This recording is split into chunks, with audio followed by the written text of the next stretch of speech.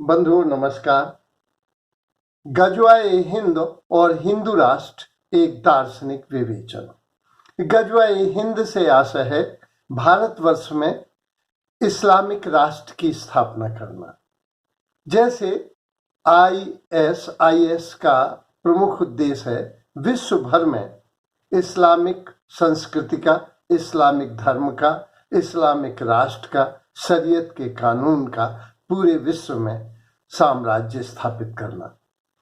गजवाए हिंद इसलिए थोड़े ज्यादा भयावह है कि गाजी उन लोगों को कहा जाता था या कहा जाता है जो नॉन बिलीवर्स को, जो इस्लाम में विश्वास नहीं रखते, उन लोगों को मारने वालों को गाजी कहा जाता था। तो गजवाए हिंद इस तरह से एक आतंकवादी इसलिए हो गया कि शांति से नहीं, तलवार के दम पर, आक्रमण के दम पर या बलात् इस्लामिक राष्ट्र की स्थापना करना चाहता है। हिंदू राष्ट्र से आशय, हिंदू राष्ट्र इसलिए कल्पना में आया, अगर हिंदू राष्ट्र करना होता तो स्वतंत्रता के बाद जैसे ही हिंदुस्तान को सत्ता प्राप्त हुई थी, पाकिस्तान ने इस्लामिक राष्ट्र घोषित किया था, तो ये भी अपने को हिंदू राष्ट्र घोषित कर सकता था। लेकिन हम लोग उदार हैं और प्रकृति से उदार हैं, धर्म से उदार हैं, स्वभाव से उदार हैं, इसलिए हमने प्रजातांत्रिक राष्ट्र की स्थापना की और सभी को समान अधिकार दिए। हिंदू राष्ट्र में भी सह अस्तित्व की भावना है किसी विधर्मी को, क्योंकि सनातन धर्म विश्व बंधुत्व के सिद्धांत पर काम करता है। इसलिए प्रतिक्रिया में कुछ हिंदू कट्टर संगठन कट्टरता को देखकर, विधर्मियों की कट्टरता को देखकर प्रतिक्रिया में वे हिंदू राष्ट्र की बात करते हैं। साधु संत और कुछ कट्टर हिंदू संगठन। खलील जिब्रान ने एक जगह लिखा था कि धर्म और राजनीति षड्यंत्र का शिकार हो गई है। निस्संदेह जिस समय उन्होंने लिखा था उस समय हुई हो या ना हुई हो, लेकिन आज के संदर्भ में राजनीति और धर्म दोनों अपने स्वार्थ के लिए, अपनी सत्ता के लिए, अपनी संपत्ति के लिए, अपने को सुरक्षित रखने के लिए, अपने को सत्ता पर आसीन रखने के लिए राजनीति के शिकार हो गए हैं। तो हम लोगों को समझना चाहिए कि धर्म क्या है और राजनीति क्या है।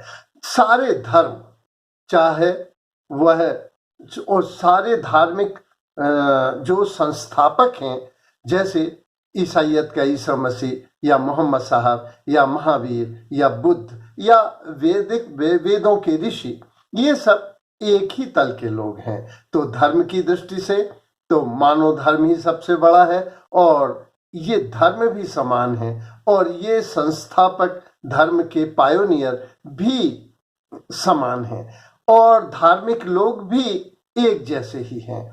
लेकिन जो धर्म के अंधानुकरण करने वाले हैं, कट्टरवादी संगठन हैं, वे बड़ी तेजी से अपनी एक स्वतंत्र सत्ता स्थापित करना चाहते हैं और दूसरे धर्मों के प्रति विद्वेष पैदा करके छोटे लोग भी बड़े संगठन के बड़े मालिक बन जाते हैं। इस तरह से छोटे लोगों को जो संकीर्णता की बात करते हैं वो ऊंचे पद और हैसियत को पा जाते हैं। जो दूसरे धर्मों की कट्टरता को देखकर प्रतिक्रिया में भी लोग, इसमें क्या हुआ, इस्लाम अपने स्वभाव से कट्टर था, क्योंकि जैसा मोहम्मद साहब ने किया उसी की सुन्नत के तहत सब लोग एक से कपड़े, एक से वस्त्र, एक से भोजन, एक से संस्कार, एक भाषा, एक किताब, एक मोहम्मद साहब, परिणाम स्वरूप एकता बड़ी जल्दी स्थापित हो जाती है। और मोहम्मद साहब के जो साथ में थे और मोहम्मद साहब के जो युग में थे, जो उनके फॉलोवर थे, जो उस युग में थे, वे बहुत पढ़े लिखे नहीं थे। वे और आज भी जो इस्लाम धर्म को मानने वाले लोग हैं, ज्यादातर गरीब हैं और अपढ़ हैं, अशिक्षित हैं। उनको धर्म को के जिक्र करके, उसकी तहरीर करके, तकरीर करके, उसकी व्याख्या अपने अपने स्वार्थ में करते हैं। जैसे पाकिस्तान गजवाए हिंद को बहुत बल देता है क्योंकि उसको उकसाना है।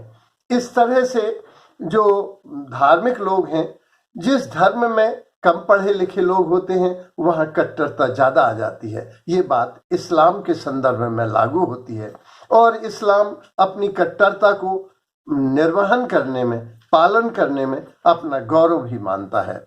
अगर हम इतिहास का उदाहरण देखें तो रानी कर्णवती जो उदयपुर की शासकिया थी, वो हुमायूं को राखी बांधती थी, लेकिन जब बहादुर शाह गुजराती ने उदयपुर पर आक्रमण किया तो उसने हुमायूं को राखी का वास्ता देके बुलाया।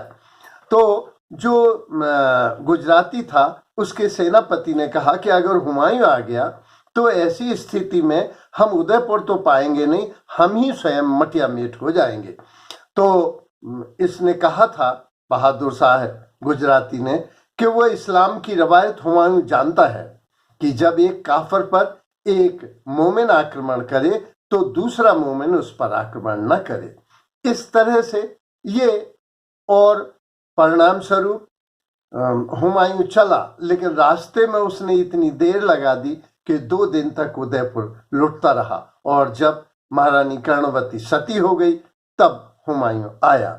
दूसरा उदाहरण हम देखें तो हल्दी घाटी के युद्ध में आसफ खान ने बदरुद्दीन बदायूं जो इतिहासकार था और सैनिक था उससे पूछा कि मियाँ ये समझ में नहीं आता कि कौन दुश्मन राजपूत है हल्दी घाटी के युद्ध में और कौन दोस्त है, क्योंकि दोनों की मूछें एक जैसी हैं, कद काठी एक जैसी है, वेशभूषा एक जैसी है। तो ये समझ में नहीं आता मियाँ कि दोस्त राजपूत कौन है और दुश्मन राजपूत कौन है। तो स्वयं इतिहासकार ने लिखा कि दूसरे सेनापति ने ये कहा कि तलवार इस्लाम की है, सर काफिर का है, दोस्त मरे या दुश्मन, फायदा इस्लाम को होगा। तो दोस्ती में भी इनकी कट्टरता बनी रहती है। फिर औरंगजेब के द्वारा तोड़ी गई मूर्तियां और मंदिर आज भी हिंदुओं के घाव को काफी गहरे हैं, उनकी गूंद दिखाई देती है। फिर अगर हम विगत को अभी हाल, ये तो इतिहास की बात है क्योंकि इतिहास से हमें गवर्न नहीं होना चाहिए। माना सवर्णों ने शूद्रों पर कुछ अत्याचार किए हैं, लेकिन ये थोड़ी कि वर्तमान सवर्णों से उनका बदला लिया जाए। अगर इतिहास में मुसलमानों ने मंदिर तोड़े तो क्या हम आज उनकी मस्जिद तोड़े? क्या हम आज निरीह मुसलमानों के साथ अत्याचार करें? ये भी कुछ तर्क संगत नहीं है। लेकिन विगत के संदर्भ में देखें कि बंटवारे पर हुआ जो नरसंहार है वो कट्टरता का ही दुष्परिणाम है। और पाकिस्तान ने बंटवारे के पहले कहा था कि जो अल्पसंख्यक जहां रहते हैं वे वहीं रहते रहेंगे और सरकार उनकी रक्षा करेगी। जैसे ही भारत स्वतंत्र हुआ, जैसे ही पाकिस्तान स्वतंत्र हुआ, वहां से बड़ी मात्रा में अल्पसंख्यक खदेड़े गए। साथ ही वहां जो हैं उनकी जनसंख्या घटी और उन पर अत्याचार आज भी होते हैं। इस तरह से वहां अल्पसंख्यक आज भी सुरक्षित नहीं है। तीसरा, बंटवारे के समय जो 55 करोड़ रुपया दिया था तो गांधी जी को महान बनने का बड़ा शौक था, उन्होंने कहा इसको दे दो, दे दिया गया, लेकिन उन्होंने अपना पैसा हिंदुस्तान को नहीं लौटाया। फिर गणेश शंकर विद्यार्थी के संदर्भ में जो 1947 ही के पहले की घटना घटी थी, गांधी जी उसको भी नहीं भूले थे। तो गणेश शंकर विद्यार्थी ने कहा कि अरे हिंदू बच्चों, जब विवाद चल रहा था, जब हिंदू मुस्लिम राइट चल रहा था, तो कुछ मुसलमानों को इन्होंने रोक लिया और मुसलमानों ने हिंदुओं को रोक लिया और वे एक दूसरे का मर्डर का धमकियां दे रहे थे। तो गणेश शंकर विद्यार्थी ने कहा नहीं, हिंदू युवक मुसलमान युवकों को छोड़ दें और हम उनके मोहल्ले में जाएंगे और हिंदुओं को छोड़ा लाएंगे, ये प्रॉमिस किया। और गणेश शंकर विद्यार्थी गए, उधर मुसलमानों ने उनको कत्लेआम कर दिया, सर तन से जुदा कर दिया। गणेश शंकर विद्यार्थी इसी में मारे गए। ये कानपुर की ऐतिहासिक सत्य घटना है। तो हम ये जाने कि ये भी इतिहास है। तो फिर दिल्ली दंगा तो आज भी प्रेजेंट में, दिल्ली दंगा में जो सर्वविनाश की लीला हुई विदेशियों के सामने, तो उस दुर्दशा को तो आज की चीज है। शाहीन बाग की हठ धर्मिता को भूला नहीं जा सकता। अगर हम भविष्य की ओर देखें तो जनसंख्या नीति का एक कट्टरता की वजह से लोग विरोध करते हैं, समान नागरिक संहिता का विरोध करते हैं। परिणाम स्वरूप कट्टरता बढ़ जाती है, क्योंकि जो अपढ़ लोग हैं वे बड़ी तेजी से गफलत में पड़ जाते हैं। वे मुल्ला मौलवियों के और साधु संतों के से बड़ी जल्दी गुमराह हो जाते हैं। इस तरह से और राजनीति भी इसमें सहयोग करती है, क्योंकि राजनेता को तो केवल सत्ता चाहिए, चाहे वो जैसे भी मिले, और पड़ोसी मुल्क भी भड़काता है। इस तरह से कट्टरता बढ़ती जाती है, और जब एक धर्म में कट्टरता बढ़ती है तो दूसरे धर्म में देखकर प्रतिक्रिया में कट्टरता बढ़ती है। विद्वानों के कुछ विचार हैं इस संदर्भ में। डॉक्टर भीमराव अंबेडकर ने कहा था कि मुसलमानों में जो भाईचारा है, इस्लाम का अर्थ अरबी भाषा में है कि खुदा की पनाह लेना और दुनिया से भाईचारा रखना, लेकिन ये भाईचारा डॉक्टर अंबेडकर ने कहा था कि मुसलमान के बीच है, ये कोई हिंदुओं का विश्व बंधुत्व का सिद्धांत नहीं। दूसरा, पंडित जवाहरलाल नेहरू ने कहा था कि अगर हम कश्मीर इनको सजा के थाली में दे दें, प्लेट में सजा के दे दें, तो भी ये लड़ेंगे, क्योंकि लड़ना इनका स्वभाव है। इन्होंने जो मोहम्मद साहब के एक हाथ में तलवार थी और दूसरे में शांति का संदेश था, तो ये जो लोग हैं वो शांति का संदेश लिखा तो है लेकिन आचरण में नहीं आ पा रहा है, तलवार ही दिखाई दे रही है वर्तमान में। फिर पंडित जवाहरलाल नेहरू ने जो कहा था वो खैर 1962-63 की बात थी, लेकिन आज भी हम देखें बौद्ध से मुसलमान लड़ रहा है, ईसाई से मुसलमान लड़ रहा है, यहूदी से मुसलमान लड़ रहा है, हिंदू से मुसलमान लड़ रहा है, और जिन देशों में विधर्मी नहीं है वहां शिया सुन्नी में विवाद हो रहा है, उनमें विवाद। तो लड़ना इनका स्वभाव है। पंडित जवाहरलाल नेहरू स्यो बालक द्विवेदी हैं एक कन्नौज के, जो 30-35 साल मदरसों में जिन्होंने नौकरी की। उन्होंने कहा कि जो कट्टरता है इतनी ज्यादा है कि समझौता वो परिस्थितियों बस कर सकता है, इस्लाम को मानने वाले लोग और परिस्थिति के, जैसे हम गुलाम थे अंग्रेजों के, हम हिंदू भी गुलाम थे, मुसलमान भी गुलाम थे, तो दोनों की समस्याएं एक थी, इसलिए समझौता परिस्थिति बस हो गया। जैसे ही स्वतंत्रता मिली फौरन 2 के 2 हो गए। तो इस तरह से शिव बालक द्विवेदी जो 35 साल कन्नौज के रहने वाले हैं, उनका ये कहना था। हमारे यहाँ हमारे मित्र हैं श्री अब्दुल लतीफ चौधरी जो जतारा के हैं, उनसे हमने कहा, बोले ये तो सैनिक धर्म है, यहाँ एक सी वेशभूषा, एक सा रहन सहन, एक सी सोच विचार बनेगी, और सैनिक तो आक्रमण करता है, तो सैनिक धर्म है। और हमारे जो खां साहब थे वो कह रहे कट्टरता तो इस्लाम धर्म की शान है। आचार्य रजनीश ने कहा था कि इस धर्म को मानने वाले लोग बहुत जड़ हैं, वे संशोधन नहीं करते। हिंदू लोग शास्त्रार्थ द्वारा अपने धर्म में संशोधन कर लेते हैं, शास्त्रार्थ द्वारा। जैसे सबसे पहले शंकर ने रामचरितमानस लिखी, फिर वाल्मीकि ने लिखी, फिर तुलसीदास ने लिखी, फिर साकेत मैथिली शरण श्रीवास्तव ने लिखी।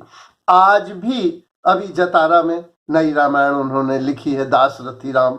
तो हम अपने युग के अनुरूप बना लेते हैं, लेकिन उसमें तो नुक्ता लगाने की भी परमिशन नहीं है। परिणाम स्वरूप वह युग से मिसफिट हो जाते हैं।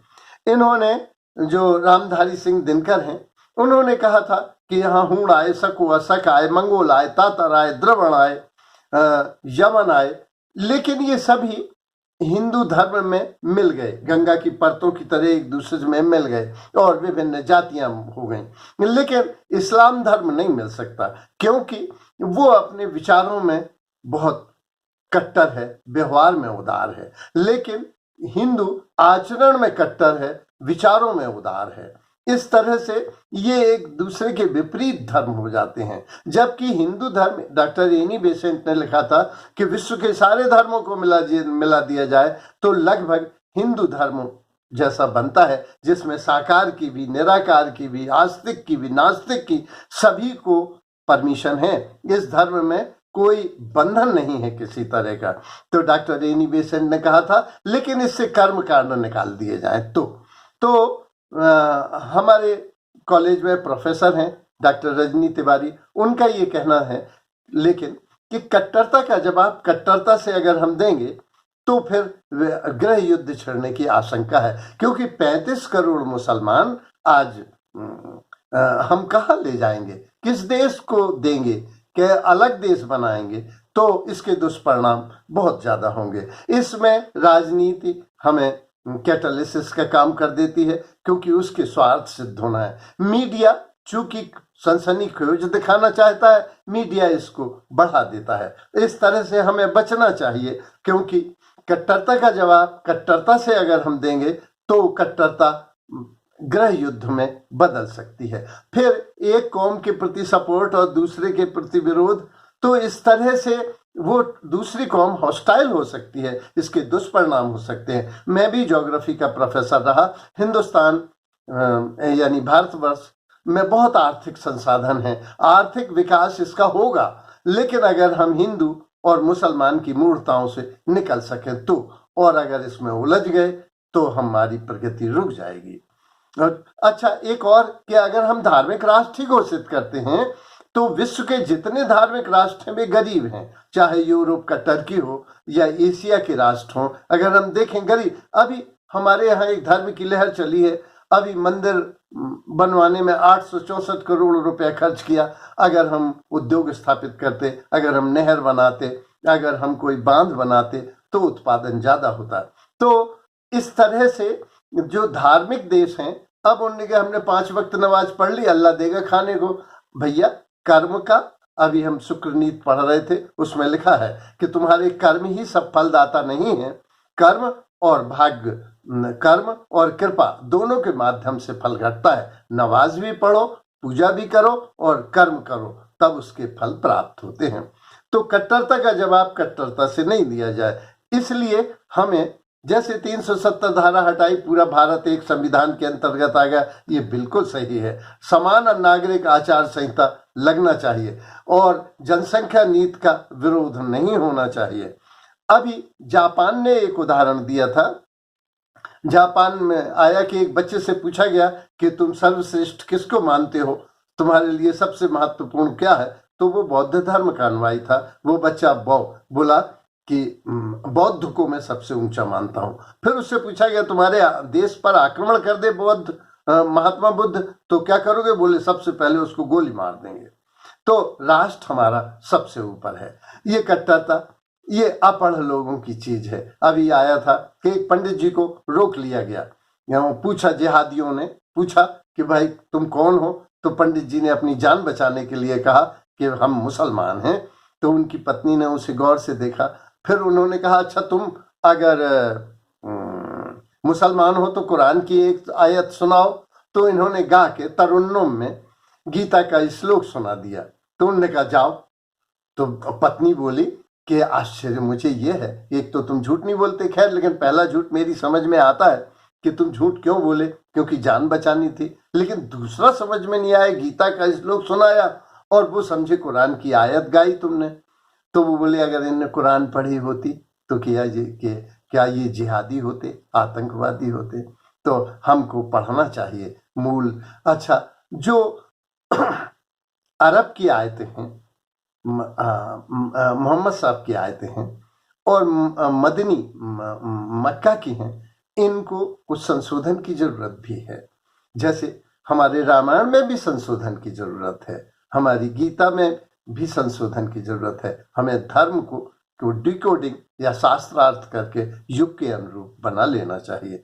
तो कट्टरता का जवाब कट्टरता नहीं हो सकती है, इससे हम सहमत हैं। और जो धार्मिक राष्ट्र है वह उन्नति ज्यादा नहीं कर पाते हैं, जो प्रजातांत्रिक देश हैं वे उन्नति कर। समान नागरिक संहिता, जनसंख्या नीति बहुत से देशों में विश्व में लागू है और वे देश आर्थिक दृष्टि से शिखर पर है। धन्यवाद।